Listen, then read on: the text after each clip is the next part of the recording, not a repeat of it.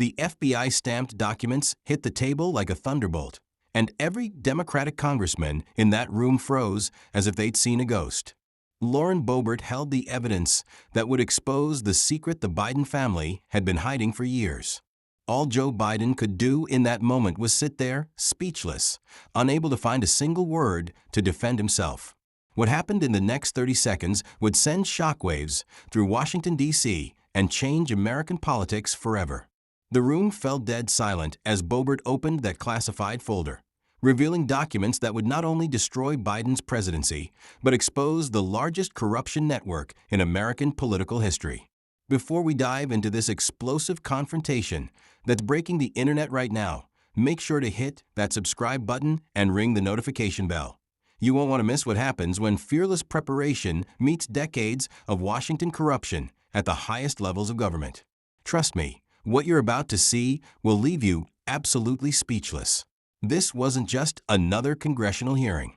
This was the culmination of a 3-year investigation that Lauren Boebert had been conducting in secret, gathering evidence that would eventually bring down the most powerful family in American politics. The packed congressional hearing room buzzed with electric tension on this crisp October morning, but nobody, absolutely nobody, knew what was about to unfold. What was supposed to be a routine oversight committee meeting about government transparency was about to become the most explosive political showdown of the decade. Sitting at the witness table, 37-year-old Congresswoman Lauren Boebert from Colorado had come armed with something that would destroy the Biden family's carefully constructed narrative forever. In her briefcase lay documents so damaging, so comprehensive, and so thoroughly documented that they would leave no room for denial, deflection, or political spin. Lauren Boebert represents everything the Washington establishment fears most, a fearless conservative woman who refuses to back down from powerful elites, no matter how connected they are or how much money they control. At 37, this former restaurant owner turned congresswoman had already made waves with her no-nonsense approach to politics, her ability to cut through bureaucratic nonsense, and her willingness to ask the questions that career politicians were too afraid to voice. But today, she wasn't just another freshman representative asking routine questions. She was a prosecutor with evidence. She was David facing Goliath, armed not with a sling and stone, but with FBI documents, bank records, recorded conversations, and financial proof that would topple a presidency. And she was about to use every single piece of that evidence to devastating effect. Across the room sat President Joe Biden, 80 years old and visibly uncomfortable as he faced questions about his son's business dealings for what he hoped would be the final time. His weathered face showed the strain of months of allegations, investigations, and media scrutiny. His perfectly styled silver hair couldn't hide the exhaustion in his eyes, and his expensive navy suit couldn't mask the defensive posture of a man who knew his secrets were about to be exposed. For months, the Biden administration had dismissed allegations about Hunter Biden's laptop and foreign business connections as Russian disinformation, partisan attacks, and conspiracy theories. They deployed every tool in the Washington playbook: media allies who refused to cover the story, intelligence officials who signed letters questioning the evidence, and social media platforms that censored anyone who tried to share the information. They thought they'd successfully buried the story. They thought the American people had moved on. They thought the investigations had run out of steam. They were catastrophically wrong. Biden had spent decades perfecting the art of political survival. He'd weathered scandals, survived primary challenges, and climbed his way to the highest office in the land through a combination of political cunning, institutional connections, and an ability to present himself as good old Joe from Scranton. But all of that carefully constructed political persona was about to crumble under the weight of evidence he couldn't deny, dismiss, or explain away. American democracy on trial.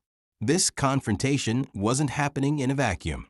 The American people had been watching their institutions fail them for years.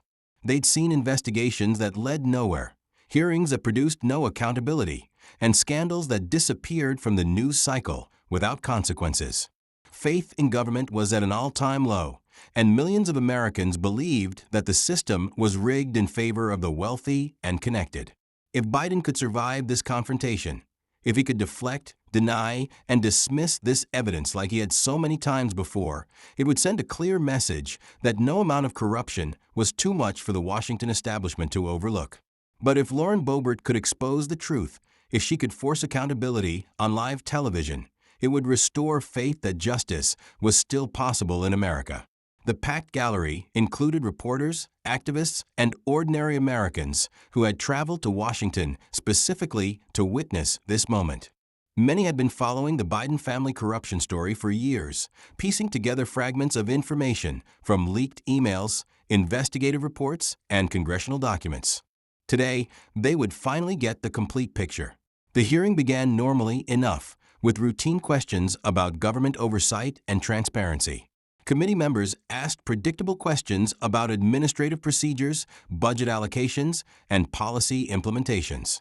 Biden answered with practiced ease, relying on decades of political experience to navigate the familiar territory of congressional testimony. For the first hour, it seemed like just another Washington hearing, lots of political theater, plenty of grandstanding, but no real substance or accountability. Democratic committee members lobbed softball questions that allowed Biden to deliver prepared talking points about his administration's achievements. Republican members asked tougher questions, but seemed to accept Biden's non-answers and deflections. Lauren Boebert sat quietly through it all, occasionally taking notes, but mostly just watching. To casual observers, she seemed like a junior member waiting her turn to ask a few questions before the hearing concluded. But those who knew her recognized the look in her eyes, the same focused intensity she'd shown during her most effective congressional hearings. Behind the scenes, Boebert's staff had been coordinating with the committee's technical team to ensure that the documents she was about to present could be displayed on the room's large screens for everyone to see. They'd prepared high-resolution scans of every page, organized the evidence in chronological order, and created visual presentations that would make the complex financial information easy for viewers to understand.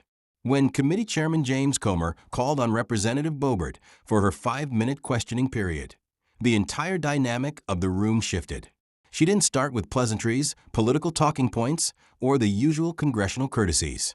She went straight for the jugular with the precision of a surgeon and the force of a sledgehammer. "Mr. President," Boebert began, her voice cutting through the room like a blade. Each word carefully chosen and delivered with prosecutorial precision. "You've repeatedly stated, under oath and to the American people, that you knew nothing about your son's business dealings. You've said this in interviews, in press conferences, and in previous congressional testimony. Is that still your position here today, under oath, before the American people?" The question seemed simple enough, but everyone in the room who understood politics knew that Boebert was setting a trap. She wasn't asking for information. She was establishing Biden's position on the record before she destroyed it with evidence.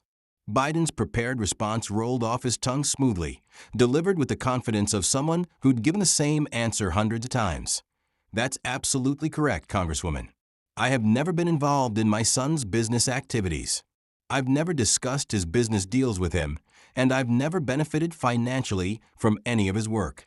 I stand by that statement completely and without reservation."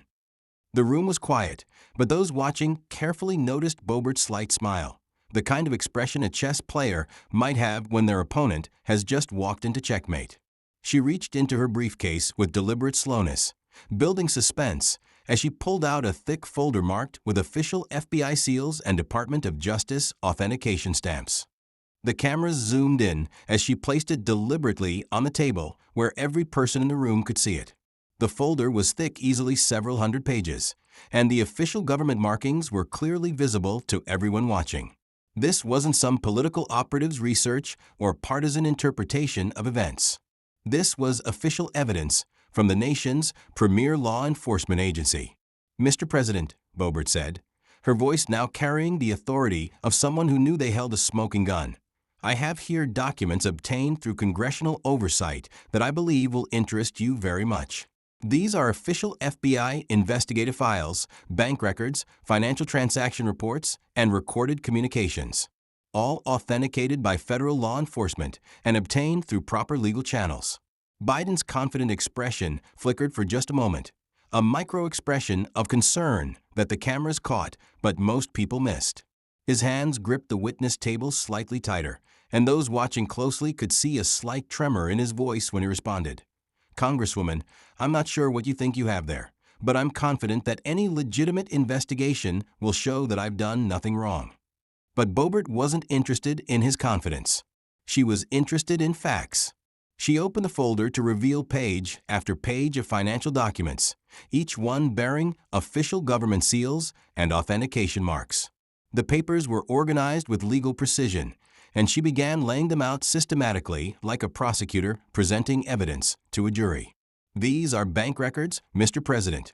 Wells Fargo, J.P. Morgan Chase, Bank of America, all the major financial institutions.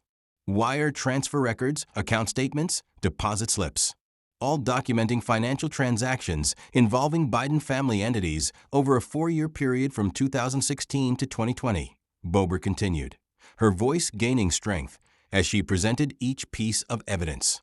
The room fell completely silent. Even the court reporters seemed to hold their breath as they sensed something historic was about to happen. Democratic committee members shifted uncomfortably in their seats, while Republicans leaned forward with barely contained anticipation. Boebert lifted the first document, and her voice carried to every corner of the packed hearing room.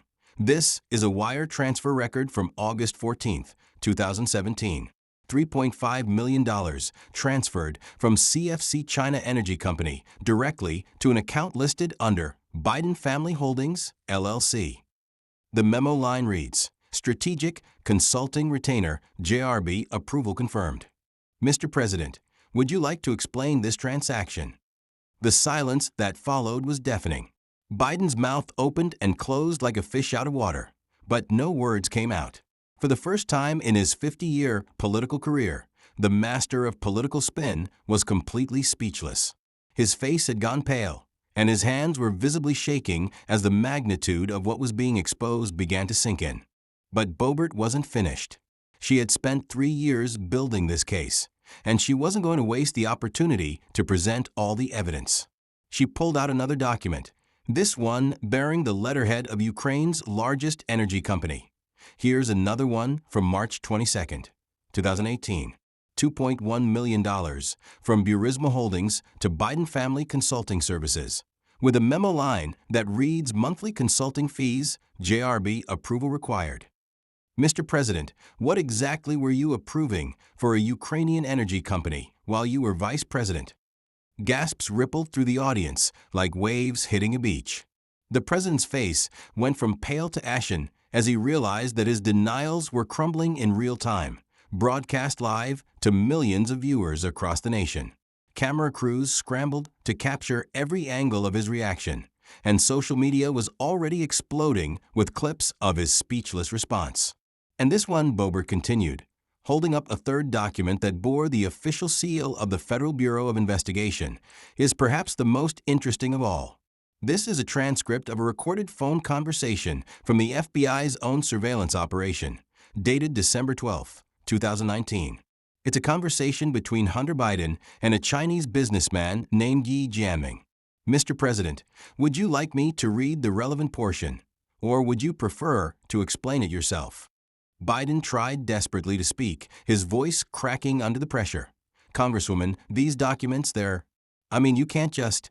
They're authentic FBI evidence, Mr. President," Boebert interrupted smoothly, her voice cutting through his stammering with the precision of a scalpel. "Obtained through a federal wiretap warrant, recorded on FBI equipment, and authenticated by federal forensic experts. Let me read just one line from this transcript, and then you can explain it to the American people." She held up the transcript so the cameras could capture the FBI seal clearly, then read in a clear, strong voice that carried throughout the silent chamber. "Dad's on board with the China deal. He wants his usual 10% held by H for the big guy." End quote. "Mr. President, can you tell us who the big guy is in this conversation?" The room erupted like a volcano. Democrats jumped to their feet, shouting objections and demanding points of order. Republicans applauded thunderously, many of them rising to give Boebert a standing ovation. Camera crews scrambled to capture every angle of the chaos, while reporters frantically typed on their phones to get the breaking news out to the world. But through it all, the cameras remained focused on Joe Biden, who sat frozen at the witness table like a deer caught in headlights. His political career, his legacy, his family's reputation, everything was imploding in real time, and there was nothing he could do to stop it. Committee Chairman Comer banged his gavel repeatedly, trying to restore order. But the chaos continued. Democratic members were shouting that the documents were stolen, fabricated, and Russian disinformation, but their protests rang hollow when confronted with FBI authentication stamps and federal court seals. Boebert's voice cut through the chaos like a knife through butter. Mr. President, these documents show over $17 million in foreign payments to Biden family accounts over a 4-year period. Chinese energy companies, Ukrainian gas firms, Romanian real estate developers. Money flowing from foreign entities directly to your family while you were vice president and while you were running for president. She stood up, her presence commanding the entire room despite the ongoing chaos. Every single one of these transactions coincides with policy decisions that benefited these same foreign entities. Chinese trade policies that favored CFC Energy. Ukrainian aid packages that protected Burisma from investigation. Romanian development deals that enriched your family's business partners. How do you explain this pattern of corruption, Mr. President? Biden's hands were visibly shaking now as he tried to grip his prepared talking points. His voice came out as barely a whisper, completely lacking the confidence he'd shown just minutes earlier. These allegations, this is clearly a partisan attack designed to... Mr. President, Boebert interrupted, pulling out one final document that would deliver the killing blow. This isn't about partisanship. This is about recorded evidence. FBI wiretaps, bank statements, financial records that your own Justice Department authenticated. She held up a CD marked with FBI evidence seals. This contains 47 recorded phone conversations between Hunter Biden, Joe Biden, and various foreign business partners discussing specific policy outcomes in exchange for payments to Biden family accounts. Would you like me to play some of these recordings for the committee, or would you prefer to explain them yourself? The room fell silent again, but this time the silence was different. It wasn't the silence of anticipation. It was the silence of witnessing the end of a political career. Biden sat there, completely broken, unable to mount any defense against the mountain of evidence that had just buried him alive. In one of these recordings, dated October 15, 2019, Boebert continued relentlessly. You personally promise a Chinese energy executive that Ukrainian investigations into Burisma will be stopped in exchange for a $5 million payment to Hunter's consulting firm. You discuss specific amounts, specific timelines, and specific policy outcomes. Your voice, Mr. President. Your words. Your promises. She paused, letting the devastating revelation sink in completely before delivering her final statement. Mr. President, you took an oath to preserve, protect, and defend the Constitution of the United States. But these records show that you violated that oath by selling American foreign policy to the highest bidder. You turned the vice presidency into a criminal enterprise, and you used your influence as president to cover it up. The aftermath, a presidency in ruins. Biden attempted one final, desperate defense, his voice barely audible over the continuing chaos. Congresswoman, I've served this country faithfully for 50 years. I've dedicated my entire life to public service, and I would never. And for how many of those 50 years were you taking money from foreign adversaries? Boebert shot back with devastating precision. For how many of those years were you selling American interests to line your family's pockets? Mr. President, the evidence is overwhelming, it's authenticated, and it's irrefutable. The American people deserve the truth. She gathered her documents and looked directly into the cameras, speaking not just to the committee, but to the entire nation. Every American watching this needs to understand what we've uncovered here today. This isn't about Republican versus Democrat. It's about corruption versus accountability. It's about whether we're going to allow our highest elected officials to sell our country's interests to foreign powers, or whether we're going to demand integrity from our leaders. The hearing room continued to erupt in chaos as security moved to escort the visibly shaken president out of the chamber. But the damage was done complete, irreversible, and captured on live television for the entire world to see. Lauren Boebert had just exposed the biggest political scandal in American history, using nothing but courage, preparation, and an unwavering commitment to the truth. As Democratic committee members shouted about partisan witch hunts and Russian disinformation, Boebert's voice rose above the chaos one final time. The evidence speaks for itself. $17 million in foreign payments. Recorded conversations, planning policy for payment. Bank records showing a systematic pattern of corruption. No amount of political spin can change these facts. As the dust settled and the security team finally restored order to the chaotic hearing room, one thing was absolutely clear. The fearless Congresswoman from Colorado had just changed the course of American history. Using nothing but meticulously gathered evidence, proper legal procedures, and unwavering moral courage, she had accomplished what many thought was impossible in modern politics. She had held the most powerful person in the world accountable for their actions.